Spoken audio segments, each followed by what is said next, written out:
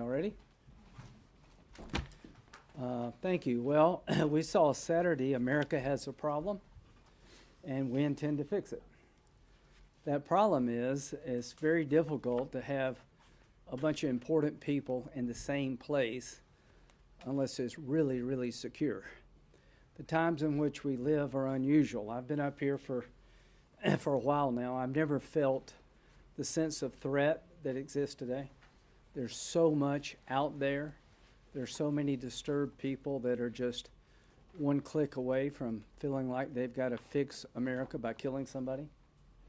And when the president, the vice president, the Speaker of the House, most of the cabinet meets at the same time, those should be seldom but very secure. And the ballroom. Many people, I think, originally saw it as a vanity project, that President Trump wanted to build this grand ballroom as a, kind of a vanity project. I don't see it that way, and I don't think I ever did. A meeting space that is ultimately that is secured on the White House grounds that would allow people to do what they did at the Hilton Hotel is necessary. I'm convinced if there had been a presidential ballroom adjacent to the White House, the guy would have never gotten in. You had an event with the line of succession in a ballroom where 1,000 people were in a hotel above it. This guy apparently checked in the night before and was able to get shotguns and pistols and knives and made a rush for the ballroom door, and thank God he didn't make it. I want to thank the Secret Service and all who stopped him, but if this is not a wake-up call, what would be? So here's what we're going to do. We're going to introduce legislation that would authorize $400 million to be spent to secure to build the presidential ballroom. Underneath there will be a lot of military stuff. There will be a Secret Service annex, and we've paid for it by offsetting it with custom fees. But the estimate is $332 million. We're going to do $400 million because I think it's probably going to take more. Private donations can be used, but I think they should be used for buying China and stuff like that. Underneath this ballroom will be infrastructure that is national security centric. The ballroom itself will avoid the dilemma of having to leave the White House grounds with future presidents and this president's to go downtown in a place that's less secure. President Trump said to me yesterday, we need the ballroom not just for me but for future presidents. He literally could have left his bedroom, walked out the back of the White House, and been at the ballroom. That's what needs to happen when you have 1,000 or 2,000 people gathered in today's environment. And the sooner we get the ballroom built, the more hardened it is, the better for the country. So I hope and pray that most people in the Senate after Saturday night will support this bill. This is not about Trump. It's about the presidency of the United States. It's about the person who occupies that office not being put at risk if they choose to go off campus. And the Washington Press Corps, the Correspondents Association, should be very proud of the fact that so many people wanted to come and participate at the highest level of government. Literally, you had the entire line of succession in one place. You had a large amount of cabinet members. Only God knows what would have happened if he'd gotten in the room. What if it had been 3? What if it had been 5? I honestly believe the likelihood of that happening, if we had a secure facility attached to the White House, would go down exponentially. So we're reacting to a problem that's been identified, and if you had any doubt it was a problem, Saturday should resolve all doubt. So we're going to press ahead. I'm going to ask for Senator Thune to expedite this bill. Senator Fetterman's on board, and I'd like to vote as soon as possible to accelerate what America needs. A secure facility for the president and others to meet in, to have a good time, to enjoy themselves without putting the nation at risk. We don't have that. We're about to obtain it. And the ballroom is much more than just a place to entertain. There'll be infrastructure around it vital to our national security. And that's why we've done $400 million. Senator Britt. Thank you, Senator Graham. Look, this weekend, a third assassination attempt on President Trump is truly unconscionable. When you're thinking about where we are as a nation and what it means going forward, we have to be smarter, we have to be more vigilant, and we have to be more prepared. Being more prepared means having a facility like this ballroom where we can have secure location for the President of the United States, amongst other cabinet officials, to gather and to be together. Look, I don't understand why it is that every idea, it doesn't matter if on its face is good or not, Democrats choose to oppose it if it has anything to do with Donald Trump. If Donald Trump comes up with it, then it must be a bad idea. And inherent in them at this very moment is they have to object to it. Look, this isn't even about him. This will not be done until the end of his term. This is about future presidents. This is about our nation having a place to gather where the President of the United States of America can be a part of it. This is about presidents both now and in the future. And I hope my Democratic colleagues will come to their senses. Unfortunately, we continue to see them buy into the fact that they can't do anything with Republicans right now because it will be seen as an advancement of Donald Trump's agenda. This is an advancement for America. It's a great idea by our president that we need to see through. I mean, when you think about what's happening right now, when you think about the litigation, the woman who was given standing, she was given standing actually because of aesthetic injury, because it disturbed her morning walk to walk past the ballroom. I mean, ridiculous, guys. President Trump was smart to ask for this. And now is the time for us to step up and actually move it forward. And in addition to this, I hope this is a wake-up call about DHS funding. I mean, y'all, we're 72 days without a department funded. Many of you know this, and some of you have brought light to it. But when you're looking at DHS funding, in looking at when we run out of money, when we can stop paying people, you know that that time is coming. I think it is absolutely ridiculous that we will have members of Congress that are going to fly off to other nations while our homeland security is unfunded. We have a real obligation, both to the people of this country to have a secure border and to have safe streets, and also to the people who stepped up, raised their hand to serve our nation and the Department of Homeland Security to keep Americans safe, to actually ensure that they get a paycheck. You think about the men and women of the Secret Service, you think about the mission of the Secret Service, it has gone unfunded for 72 days, and it is absolutely ridiculous. Now is the time to act.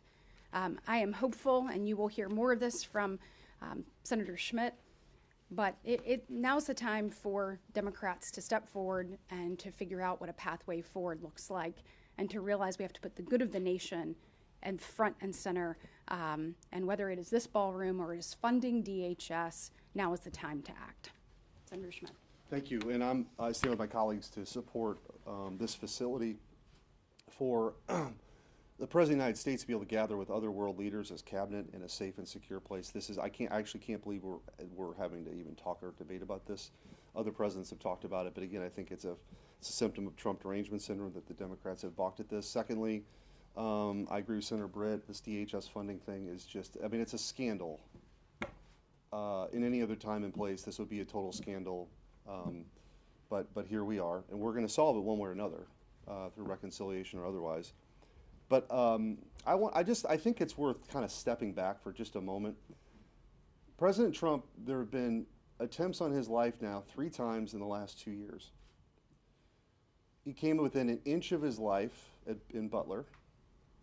At his own golf course, Senator Graham and I played with the president there. On a par 3 course, he's a hole away. If it wasn't for a Secret Service agent spotting the glistening of the sun off the barrel of a rifle that just happened to come across the fence line, that assassination would have been televised on a GoPro. And then this past Saturday. I think the left has a real assassination culture problem right now. And we better start talking about it, and we better start resolving it. The Luigi left here, this is serious business. And I don't see my Democrat colleagues trying to tone it down. Hakeem Jeffries, literally within the last hour, just said he stands by his comments for, quote, maximum warfare everywhere all the time in this kind of phony tough guy thing he's trying to pull off to take the House majority. It looks ridiculous. And that's not what we need right now, but I think we have to be clear about what's happening.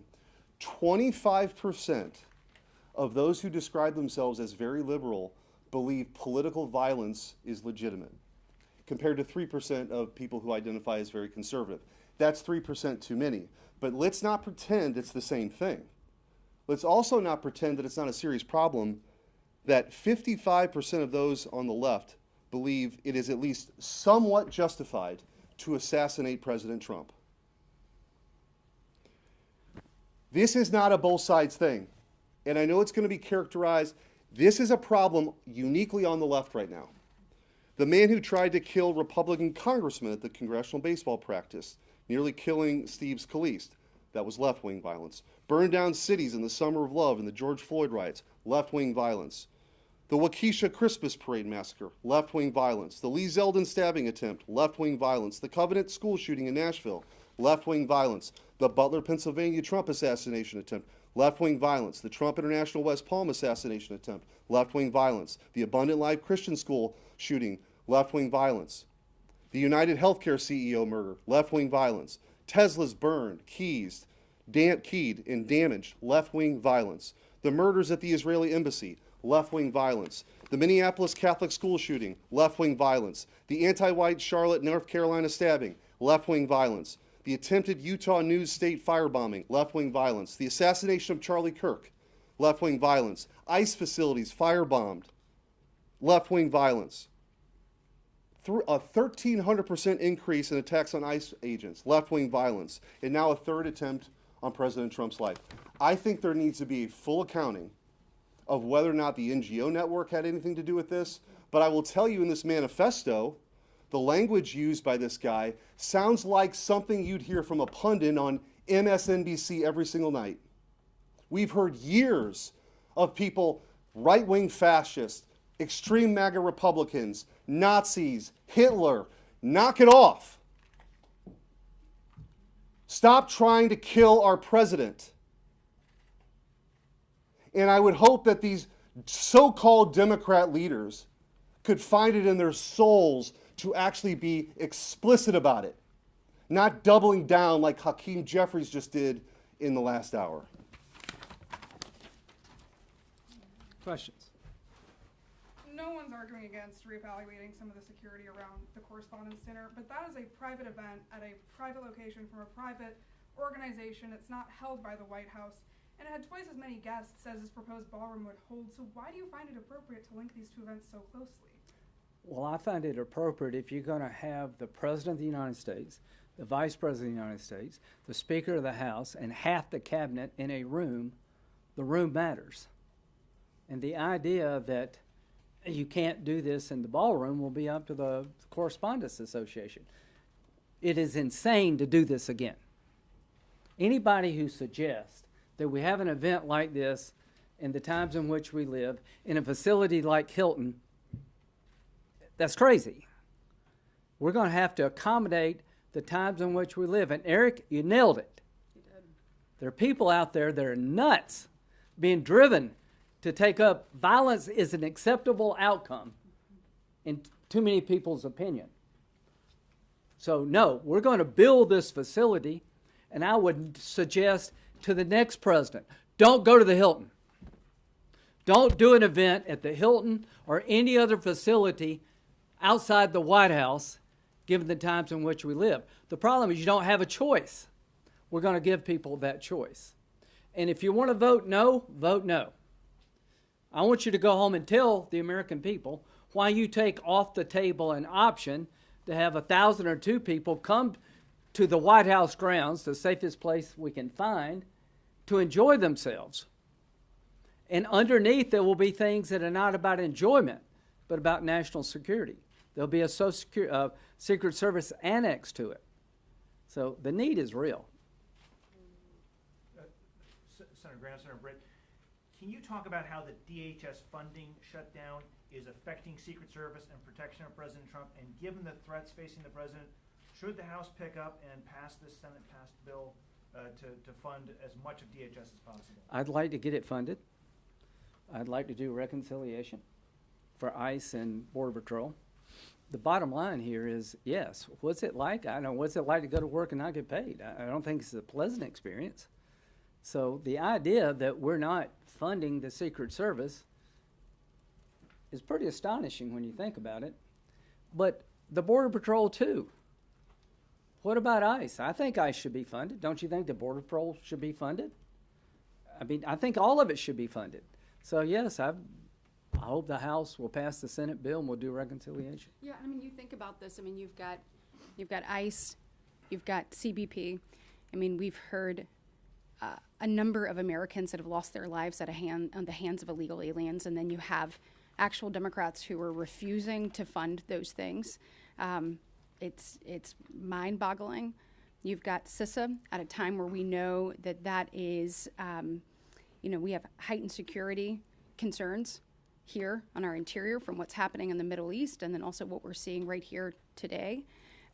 You've got TSA, which every American has seen right there front and center. You've got Coast Guard that literally protects our homeland. I mean, you've got all kinds of things, and Secret Service being chief among those. I mean, for 72 days, they have gone without their mission being funded. That's a problem. It's absolutely a problem. When you look at the financial insecurity of these individuals, can you imagine, all of you who are writing and have a responsibility, obviously, to tell this story to the American people, if for half of this fiscal year you hadn't received a paycheck? Half. I think it is ridiculous that people are planning to walk out of here on Thursday or Friday of this week, some of which are going to fly on taxpayer dimes to another country. Those flights should be grounded. We should be here. We should figure this out. These people should get a paycheck. This mission should be funded. You look at what Secretary Mullen inherited. I mean, he inherited an entire department with his hands tied behind his back. He's doing a remarkable job. And I know Mark Wayne will continue to meet the challenge in front of him. But guys, the very least we can do is actually fund the mission that is before us. We saw the importance of that this weekend. I think people need to get it together. We need to make this happen, and we need to make it happen this week. And let me tie one electrical cord to the question to what we're talking about today. Why are we here? The Democrats have used rhetoric referring to ICE agents as the Gestapo, Trump's secret police. Yep. They can't help themselves. Like, this is a real sickness. And what we're saying is this has to be addressed. At a minimum, we have to have a safe place to protect the President of the United States and the cabinet officials if they want to gather, or there's a state dinner, or a crowd more than like 100 people. But this is now, in order to appease the more radicalized base, the language that comes out on the Senate floor, I'm not talking about on like Morning Joe, like on the Senate floor. You guys are there, you hear this. This is well beyond what has been acceptable forever, and we're at where we're at. And y'all remember, this stuff was operating. I mean, ICE and CBP are operating. And the fact that Democrats didn't sit down until 48 days into the shutdown means that they could care nothing about the guardrails. To Senator Schmidt's point, it was everything about the political issue. They didn't want to take a vote for ICE. I mean, it's insane where we are, and it's got to stop. Senator Graham, as budget chairman, there are some House members who, after this event happened, suggested adding the ballroom to the reconciliation package, but that might potentially cause problems over here. I would like to take it to the floor and see if we can, again, it's supposed to be built in 28. It's actually going to benefit future presidents more than President Trump. So you can't get it done if the Democrats don't come forward the next day or so, and they still sound like they're blocking it. Well, I don't know. I'd like to. Be open to adding it to reconciliation. I want to get it done. Yeah, I want to get it done yesterday, and I'd like to do it as a freestanding bill with an offset. Let's give it a chance, and if we fail, we'll have to go to Plan B. Yeah. Senator, some of your fellow Republicans have said taxpayers should not have to foot the bill for this ballroom, that the president should be able to raise private money to fund it. I disagree with them. We're gonna, vote no, vote no, just vote no. This is what I like about voting. If you don't think $400 million of taxpayer money is a good investment to create a secure facility at the White House where the President of the United States, the Vice President, the Cabinet, and people from the public can come and, have a meal and gather without what happened Saturday, then I disagree. This is the number one job of the federal government is national security. The number one job of national security, I think, would be to protect the commander-in-chief and to have infrastructure under the ballroom that is very national security centric. So I don't think, just vote no. That's all I ask you to do is vote. I don't care how you vote. I want to vote. I want to see where is America on this.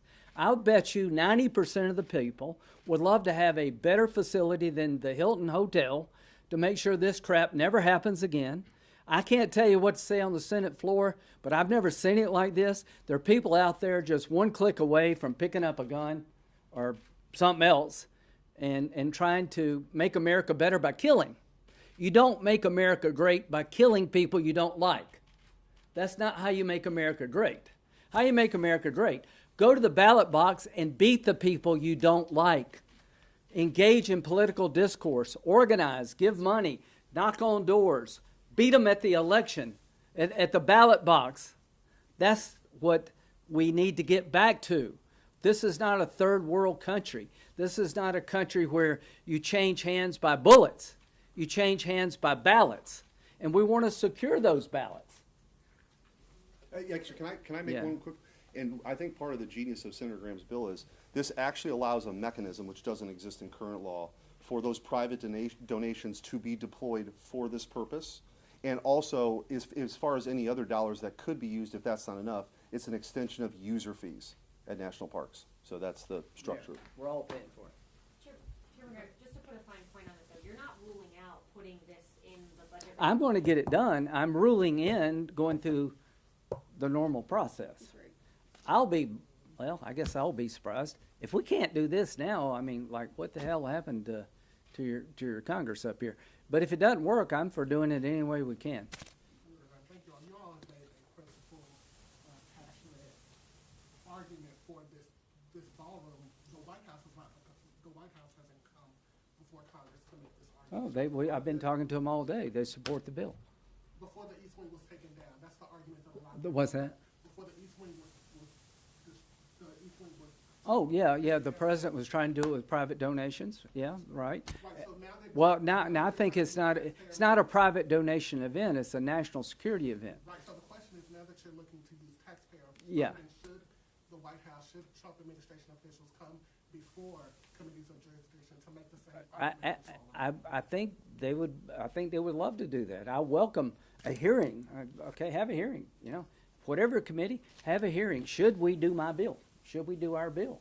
If you want to do that, I mean, that's fine with me. Yeah, I mean, Look, I think American people saw this weekend why we need this. they support I the mean, bill. Right, The they White House absolutely does. support the bill, but we do too. Yeah. I mean, we need Yeah. this. Yeah. You said Senator Fetterman is on board. Yes. How close are you to getting more Democratic support? I really, in their defense, I haven't asked them. I'm trying to jumpstart the conversation. I've talked to a few of them just out in the hall. They're rattled like if some of them were there. They're rattled like the rest of us, and I'll be surprised, but maybe not, that we can't get this. If we can't get this done, then everything that's been said here is true on steroids. The president announced this ballroom project last summer, and there have been legal fights ongoing for Yeah. months about whether Congress needed to authorize Yeah. this project. Why did it take until this incident on I Saturday for you guys think to- that's a good question. Saturday proved the point. Everybody thought this is Trump making a monument to Trump, right? This is a vanity project. How many times have you talked to him about this? Like, every time, It's important. all the time. Like, how you doing? Where's the ballroom? That's true. How you playing? I don't know. I'd play better if you built the ballroom. It's all the time. It's like he understands what's missing. As a nation, we got a missing piece of the puzzle. The king's coming, right? would also say too that there had been a favorable decision previously.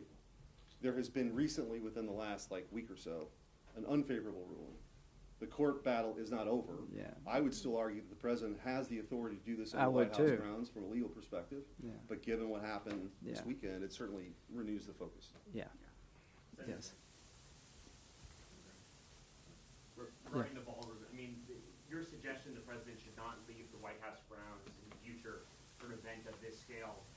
Presidents have, of both parties, complained about their inability to leave the protected bubble. Are you concerned that this would I'm concerned that any, more constrained? well, here's what I'm concerned about. I'm concerned that if we do this again at the Hilton, we'll be idiots. And I can't think of a better place in town to do it. And the reality we face is when you have that many people, like the State of the Union, you've got everybody here, but it's on the Capitol grounds. When you have the entire line of succession in the world in which we live, you're going to have to make some choices. You're going to have to make choices, security versus access. That's the times in which we live. I wish we didn't have to make those choices. I wish we could go back to a more normal time. But I don't see that happening anytime soon. And I think this president, more than, certainly in my lifetime, is the most accessible president. You guys see it. He's willing to answer questions at any time, anywhere. Senator Graham and I have spent a lot of time on the campaign trail or whatever at these arenas where there's 30,000 people there and there's another 30,000 outside. I think the idea is, if he had it his way, he'd be walking around the streets talking to people at a McDonald's or, whatever. But unfortunately, what we've seen is, 3 real assassination attempts in under 2 years. There are security issues. Now, I still think he's going to be very active. He's going to be around. But as far as hosting a state dinner or doing something in Washington, D.C., where, as Senator Graham mentioned, where there are people who've checked in days before, upstairs, thankfully, this didn't become a much more tragic situation, but the conditions were ripe for that. Oh, yeah. And so what we're saying is there's a better way to do it. There's private funding that's been offered. This is a mechanism for it to use it. And if that doesn't, there's a backstop of some of the user fees that we'd be extending in the legislation. Thank you.